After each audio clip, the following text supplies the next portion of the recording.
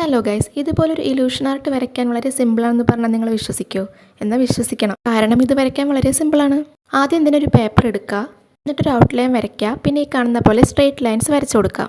അപ്പം നമുക്കൊരു 6 പാർട്ട് കിട്ടും. അതിൽ ഓരോ പാർട്ടിലും ഇതേപോലെ ലൈൻസ് വരച്ചു കൊടുക്കാം.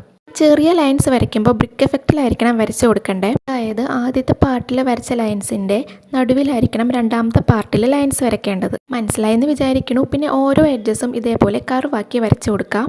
പിന്നെ സാധാ എല്ലാ ഇലൂഷൻ ആർട്ടിലും ചെയ്യുന്ന പോലെ തന്നെ ഈ ഗ്യാപ്പ് വന്ന ഭാഗത്ത് ബ്ലാക്ക് വെച്ച് ഫില്ല് ചെയ്ത് കൊടുക്കാം. ഇനി നമുക്ക് ഓരോ പാർട്ടും കളർ ചെയ്ത് കൊടുക്കണം. ഫസ്റ്റ് ഞാൻ റെഡാണ് അടിച്ചു കൊടുക്കുന്നത്. പിന്നെ ശ്രദ്ധിക്കേണ്ടത് ഓരോ കോളത്തിൻ്റെയും ഹാഫ് ഭാഗം ഡാർക്ക് റെഡും ബാക്കി ഭാഗം ലൈറ്റ് റെഡും വേണം അടിക്കാൻ. ഇനിയിപ്പോൾ നിങ്ങളുടെ കയ്യിൽ ഡാർക്ക് ഷെയ്ഡും ലൈറ്റ് ഷെയ്ഡും ഇല്ലാന്നുണ്ടെങ്കിൽ വിഷമിക്കേണ്ട. ഡാർക്ക് ഷെയ്ഡ് വരുത്താനായിട്ട് 2 കൂട്ട് അടിച്ചു കൊടുത്താൽ മതി. ഇനി സെക്കൻഡ് റോയിൽ നമ്മൾ ഓറഞ്ചാണ് അടിച്ചു കൊടുക്കുന്നത്. അതും നേരത്തെ പറഞ്ഞ പോലെ തന്നെ ലൈറ്റ് ഷെയ്ഡും ഡാർക്ക് ഷെയ്ഡും അടിച്ചു കൊടുക്കാം. അങ്ങനെ ഓരോ റോയും ഓരോ കളർ അടിച്ചു കൊടുക്കാം. കാണുമ്പോൾ കുറച്ച് കോംപ്ലിക്കേറ്റഡ് ആയിട്ട് തോന്നുന്നുണ്ടെങ്കിലും ഇത് വളരെ സിമ്പിളാണ് വരയ്ക്കാനായിട്ട്. മാക്സിമം ഒരു 30 മിനിറ്റ്സ് ഒക്കെ മതിയാവും ഇത് കംപ്ലീറ്റ് വരച്ച് തീർക്കാനായിട്ട്. ഇനി ഇത് കുറച്ചുകൂടി വലിയ പേപ്പറിൽ വരച്ച് ഫ്രെയിമൊക്കെ ചെയ്ത് വെക്കുകയെന്നുണ്ടെങ്കിൽ നല്ലൊരു വാൾ ഡെക്കർ ആയിരിക്കും. ആൻഡ് ഇത് വളരെ സ്ട്രെസ് റിലീഫ് ആയിട്ടുള്ളൊരു സംഭവം കൂടിയാണ് കേട്ടോ.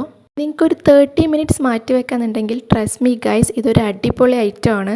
ഇതിൻ്റെ ഒരു ഫൈനൽ ഔട്ട്പുട്ട് കാണുമ്പോൾ ഒരു സാറ്റിസ്ഫാക്ഷൻ ഉണ്ടല്ലോ, അതൊരു വേറെ ലെവലാണ്. അപ്പോൾ നമ്മൾ ബാക്കി ഭാഗവും കൂടി ഫില്ല് ചെയ്ത് കൊടുത്ത് നമ്മുടെ ഡ്രോയിങ് ഇവിടെ കംപ്ലീറ്റ് ആയിട്ടുണ്ട്. അപ്പോൾ നിങ്ങൾ കമൻറ്റ് ചെയ്യൂ ഇതിന് 10ൽ എത്ര റേറ്റിംഗ് കൊടുക്കാമെന്ന്.